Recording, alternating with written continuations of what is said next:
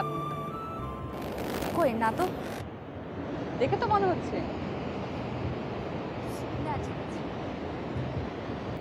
একটা জিনিস কি জানেন, নিয়তি এমন একটা জিনিস যা আমি কখনোই বিশ্বাস করতাম না, কিন্তু এখন করি। তাই সবকিছু নিয়তির হাতেই ছেড়ে দিয়েছি। আচ্ছা রিয়া, ধরো তোমার মিতুলের সাথে দেখা হয়ে গেল, তুমি তখন কি করবে? ওকে জড়িয়ে ধরবো। তারপর? কেন এসব জিজ্ঞেস করছো?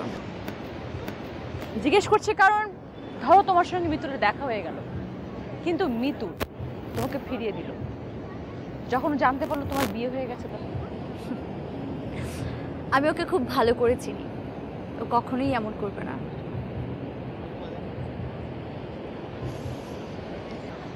এত বিশ্বাস তার উপরে?